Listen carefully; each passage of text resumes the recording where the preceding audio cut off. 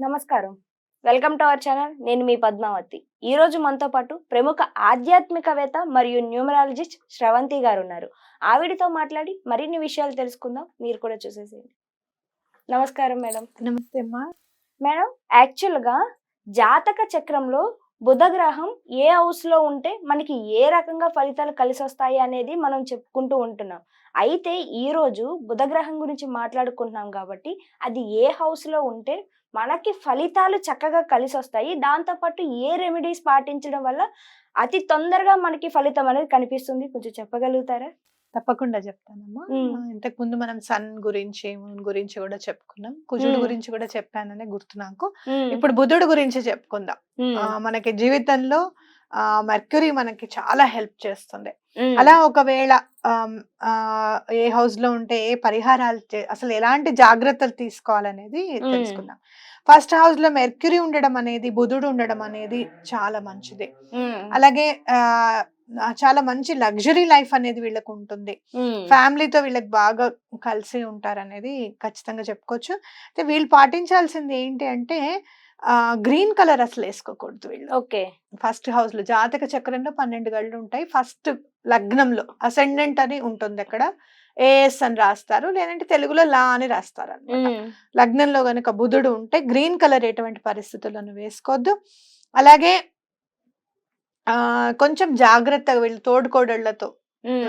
లేదంటే తమ్ముడు పెళ్ళాలతో జాగ్రత్తగా ఉండాలన్నమాట. అంటే ఓకే. ఎంతవరకు ఉండాలో అంతవరకు ఉండడం అనేది కుటుంబ చాలా కలహాలు ఇంపార్టెంట్. వచ్చే అవకాశం ఉంటుందంటారు. ఉంటుంది ఓకే. కాబట్టి. అలాగే ఎక్కువగా నాన్ వెజ్ అనేది తినకుండా ఉండడము, లిక్కర్ కి హ్మ్. దూరంగా ఉండడం అనేది చాలా హ్మ్. ఇంపార్టెంట్.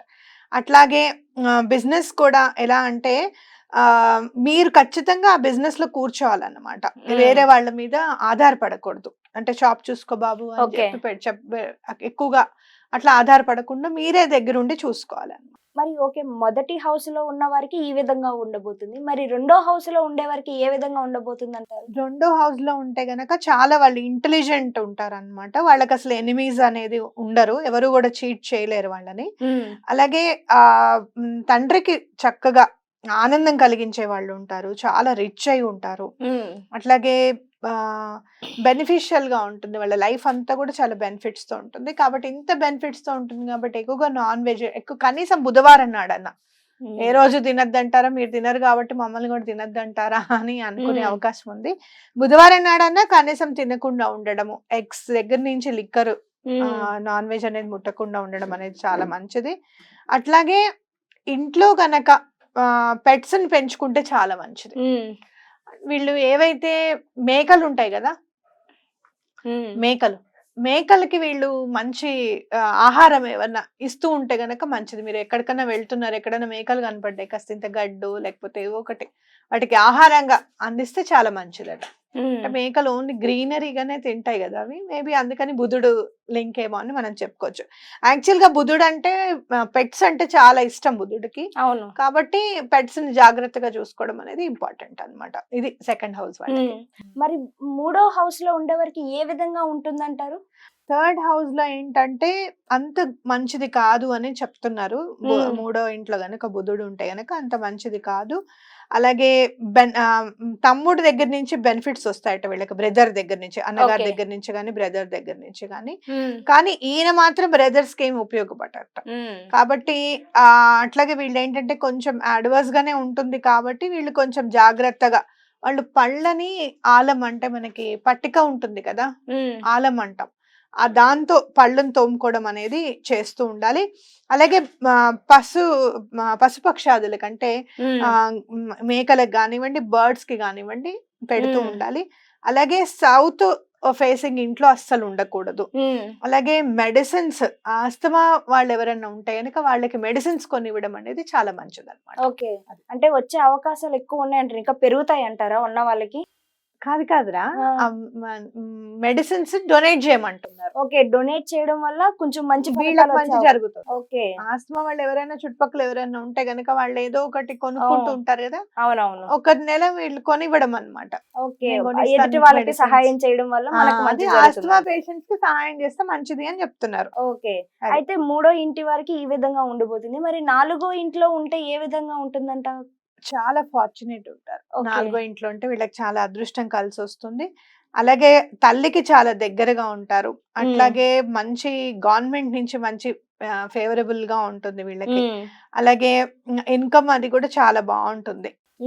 వీళ్ళు ఏం తీసుకోవాలి అని అంటే గనక సిల్వర్ చైన్ అనేది వేసుకోవడం చాలా మంచిది. గోల్డెన్ చైన్ వేసుకుంటే కూడా వీళ్ళకి వెల్త్ బాగా కలిసి వస్తుంది గోల్డ్ పెట్టుకోవడం వల్ల. అయితే కేసర్ తిలక్ రెగ్యులర్లీ 43 days మన కుంకుమ పువ్వు తో తడిపిన బొట్టు గనక పెట్టుకుంటే బాగా కలిసి వస్తుంది. అలాగే వీళ్ళు మంకీస్ కి అంటే వానరాలకి, కోతులకి గనక వీళ్ళు గనక బెల్లం సమర్పిస్తే చాలా మంచిది.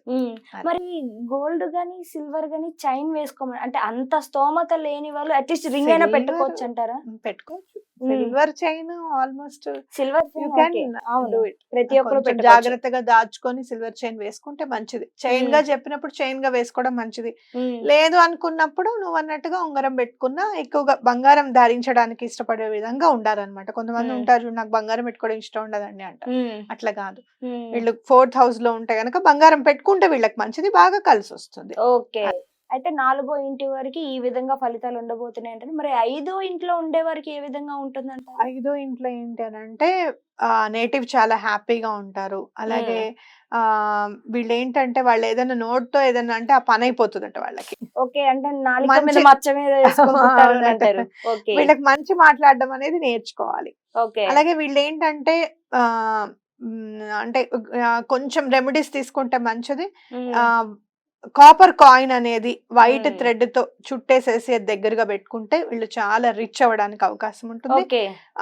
అలాగే గోవులని జాగ్రత్తగా గోవులకి ఏదో ఒకటి ఇవ్వడము, వైఫ్ ని గాని హస్బెండ్ ని గాని బాగా చూసుకోవడం అనేది మంచి గుడ్ లక్ ని ఇస్తుంది అనమాట. అట్లాగే గోముఖి హౌస్ అని ఉంటుంది. అంటే narrow at the front, wider at the end. అంటే ఫస్ట్ ఇట్లా ముందేమో చిన్నగా ఉంటుంది, ఇలా వెళ్తూ ఉంటే పెద్దగా అవుతుంది ఇల్లు. అలాంటి ఇంట్లో ఉంటే కూడా వీళ్ళకి చాలా మంచిది అనమాట. అంటే జనరల్ గా చాలా మందికి ఇట్లా స్క్వేర్ ఉండాలండి, రెక్టాంగిల్ ఉండాలి ఇల్లు అని అంటారు. వీళ్ళకి కొంచెం గోముఖి హౌస్ బాగా కలిసి వస్తుందని చెప్పుకోవచ్చు. అలా లేకపోయినా కూడా అలా కాదండి, వాస్తు ప్రకారంగా అన్ని సరిసమానంగా ఉన్న ఇల్లే మంచిది అని అనుకుంటే గోవులకు ఎటువంటి పరిస్థితుల్లోనూ సేవ చేయడము, వీళ్ళకి అవకాశం ఉంటే గనక గోవును పెంచుకోవడం కూడా చాలా మంచిది. ఓకే. గోవులు ఇంట్లో ఉండడం చాలా మంచిది, శుభదాయకం అంటారు. అవును. ఓకే. అయితే 6వ ఇంట్లో ఉన్న వారికి ఏ విధంగా ఉంటుందంటారు? 6వ ఇంట్లో కొంచెం నెగటివ్ ఎఫెక్ట్స్ వస్తాయి అన్నమాట. ఓకే. అలాగే కాకపోతే అగ్రికల్చర్ ల్యాండ్ నుంచి వీళ్ళకి మంచి బెనిఫిట్స్ వస్తాయి. స్టేషనరీ పెట్టుకోవడం గానీ, ప్రింటింగ్ ప్రెస్ వల్ల వీళ్ళకి మంచిగా కలిసి వస్తుంది. ఏదైనా కూడా వీళ్ళు కూడా ఏదైనా మాట అంటే అయిపోతుంది, మంచి గాని చెడు గాని. కాబట్టి మంచి మాట్లాడడానికే ప్రయత్నం చేయాలి. అట్లాగే నార్త్ వైపు ఉన్న ఇంట్లో అసలు ఉండకూడదు. అలాగే డాటర్స్ మ్యారేజ్ ఏదైనా పిల్లకి సంబంధం ఏదైనా ఉత్తరం వైపు నుంచి వచ్చింది అనుకో అది చేయకుండా ఉండాలి అని చెప్తున్నారు అన్నమాట. అట్లాగే ఏదైనా సరే అగ్రికల్చర్ ల్యాండ్ లో గంగ నీళ్లు నింపేసేసి అది గనక ఆ బాటిల్ గనక ఆ అగ్రికల్చర్ ల్యాండ్ లో గనక నిక్షిప్తం చేసేస్తే చాలా మంచిది. బరింగ్ బాటిల్ అన్నారు కాబట్టి ప్లాస్టిక్ బాటిల్ పెట్టడం కుదరదు ఇక్కడ. ఏదైనా సరే గాజుకు సంబంధించింది కూడా కాకుండా ఏదైనా తామ్రము అంటే కాపర్ బాటిల్ కానివ్వండి, బ్రాస్ బాటిల్ చిన్నదైనా పర్వాలేదు, నీళ్లు గంగ నీళ్లు పోసి అది గనక మీ పొలంలో గనక తవ్వి పెడితే చాలా మంచిది. అట్లాగే లెఫ్ట్ హ్యాండ్ కి సిల్వర్ రింగ్ పెట్టుకోవడం అనేది చాలా మంచిది. అలాగే అంటే మీకంటే కూడా మీ భార్యకి సిల్వర్ రింగ్ పెడితే మంచిది. అలాగే ఏదైనా ఇంపార్టెంట్ వర్క్ ఏమైనా చేయాల్సి వస్తే గనక మీ కూతుర్లతో ఆ పని స్టార్ట్ చేయించడం అనేది చాలా బాగా కలిసి వస్తుంది. ఫ్లవర్స్ కంపల్సరీ మీరు పూజ చేసేటప్పుడు ప్రతిరోజు ఫ్లవర్స్ అనేది ఖచ్చితంగా ఉండాలన్నమాట, పువ్వులు అనేది ఖచ్చితంగా ఉండాలి. చాలా చక్కగా ఉండబోతుంది అయితే వీళ్ళకి. మరి 7వ ఇంట్లో ఉన్న వారికి అయితే 7వ ఇంట్లో అని అంటే గనక ఒకవేళ ఇది మేల్ హారోస్కోప్ లో 7th house లో ఉంటే గనక చాలా బెనిఫిటబుల్ గా ఉంటుందంట. అట్లాగే ఫీమేల్ హారోస్కోప్ లో అయితే చాలా మంచి రిజల్ట్ ఇస్తుందంట. వాళ్ళ పెన్ చాలా బాగుంటుందంటే వాళ్ళు బాగా రాస్తారు అన్నమాట. వాళ్ళ మాట చాలా కత్తి కంటే పదునుగా పనిచేస్తుందట. అట్లాగే natives wife will prove highly helpful in every matter. అంటే వాళ్ళ భార్యకి సంబంధించిన చుట్టాల వల్ల వీళ్ళకి బాగా కలిసి వస్తుంది అని చెప్పుకోవచ్చు అనమాట. ఓవర్సీస్ జర్నీ అడ్వాంటేజెస్ గా ఉంటుంది. అలాగే సాటర్న్ ఇన్ థర్డ్ హౌస్ అంటే వీళ్ళకి ఒకవేళ సాటర్న్ కనుక థర్డ్ హౌస్ లో ఉంటే గనక చాలా రిచ్ ఉంటారు ఓకే అని చెప్పుకోవచ్చు అనమాట. అవాయిడ్ పార్ట్నర్షిప్ లో ఎటువంటి బిజినెస్ చేయడానికి చేయకూడదు. ఓకే అలాగే షేర్స్ ఎటువంటి షేర్స్ లోకి అసలు వెళ్ళకూడదు. అలాగే సిస్టర్ ఇన్ లో ఏదైనా సరే మరదలతోని వాళ్ళతోని జాగ్రత్తగా ఉండడము, ఇల్లీగల్ ఓకే రిలేషన్షిప్స్ పెట్టుకోకుండా ఉండడం ఓకే అనేది చాలా ఇంపార్టెంట్ అన్నమాట. వీళ్ళకి కొంచెం కష్టదాయకంగా ఉంటుంది కాబట్టి ప్రతిదీ కూడా ఆచితూచి అడుగు వేయడం అంటే మంచిది సెవెంత్ అంటారు. హౌస్ లో చాలా బాగుంటుంది, మ్మ్. అన్ని విధాలా బాగుంటుంది.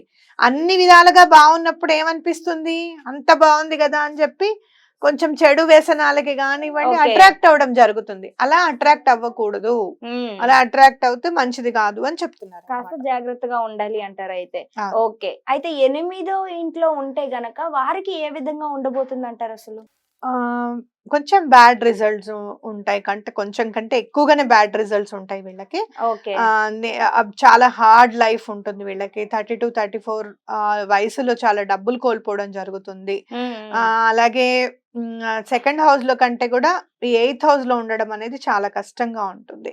ఒకవేళ రాహు కలిసి ఉంటే గనక ఈ 8th హౌస్ లో వీళ్ళు జైలుకి వెళ్లాల్సి రావడం కూడా అవకాశం ఉంటుంది, ఓకే లేదా హాస్పిటల్ చుట్టూ తిరగాల్సి ఉంటుంది, లేకపోతే బ్యాడ్ రిజల్ట్స్ ఉంటాయి. చాలా కష్టంగా ఉంటుంది అనమాట. బ్లడ్ డిజార్డర్స్ రావడం ఇలాంటివన్నీ కూడా ఉంటాయి. జాతకంలో గనక 8వ ఇంట్లో బుధుడు ఉంటే గనక ఇలాంటివన్నీ ఉంటాయి. కాబట్టి మీరు చేయాల్సింది ఏంటి అని అంటే, ఏదన్నా నిర్మానుష్య ప్రదేశంలో ఒక కుండలో తేనెను తేనె వేసేసి ఆ తేనె నింపేసిన తర్వాత అది చక్కగా మూత పెట్టేసి సీల్ చేసేసేయండి. అది మీరు ఏదన్నా ప్లేస్ లో మీరు పెట్టేస్తే చాలా బెటర్ అన్నమాట. టబ్ వేసేసి ఓకే పెట్టడం అనేది చాలా బెటర్. అలాగే రెయిన్ వాటర్ ని ఎప్పుడు కూడా వర్షపు నీళ్ళని అవునవును పట్టుకొని అది ఇంట్లో పోసుకోవడం అనేది చాలా ఓకే ఇంపార్టెంట్ అన్నమాట. అలాగే ఇంట్లో అంటే ఏదైనా మనం బేస్మెంట్ లో మనం పునాది అది ఉంటుంది కదా, అక్కడ నీళ్లు పోయడం అనేది బెటర్. అట్లాగే మీకు కనుక ఆడపిల్లలు ఉంటే వాళ్ళకి ముక్కు పుడక చేయించండి, ఓకే అది రెమెడీ రాశారని. అయితే 8వ ఇంట్లో ఉండే వారికి ఈ విధంగా ఫలితాలు ఉండబోతున్నాయి చాలా చక్కగా. మరి 9వ ఇంట్లో ఉండే వారికి ఏ విధంగా ఉండబోతుంది అంటారు ఇది? 9 కూడా బ్యాడ్ రిజల్ట్స్ అంటున్నారు. మెంటల్ గా రెస్ట్లెస్ గా ఉంటారట వీళ్ళు. ఓకే ఎనీ అడ్వాంటేజెస్ రిజల్ట్స్ ఉండవు కాబట్టి వీళ్ళు అసలు గ్రీన్ కలర్ అసలు వేసుకోకూడదు. ఓకే అట్లాగే వీళ్ళు ఆడవాళ్ళు అయితే కనుక ముక్కు గుట్టించుకొని ఉండాలి. అట్లాగే ఏదైనా రిలీజియస్ ప్లేస్ లో కుండలు పంచిపెట్టడం అనేది చాలా గుళ్ళో ఏదైనా కుండ ఇవ్వడం అనేది చాలా మంచిది. ఓకే అట్లాగే సాధువుల్ని కానీ ఫకీర్ నుంచి కానీ ఏది తీసుకోకుండా ఉండాలట. ఓకే తాబీజ్లు అవి ఇవి అని చెప్పి తీసుకుంటుంటారు కదా, అవునవునవును అలాంటివి తీసుకోకుండా ఉండాలట. ఓకే వీళ్ళు ఈ జాగ్రత్త పాటించడం అనేది చాలా ముఖ్యం అంటారు అయితే. అవును. ఓకే మరి 10వ ఇంట్లో ఉంటే కనుక వారికి ఏ విధంగా 10వ ఉండబోతుంది? ఇంట్లో ఉంటే కనుక వీళ్ళకి గవర్నమెంట్ నుంచి చాలా మంచి ఫేవర్స్ వస్తాయి. అంటే గవర్నమెంట్ జాబ్స్ ఓకే అవి కూడా చేయడానికి అవకాశం ఉంటుంది.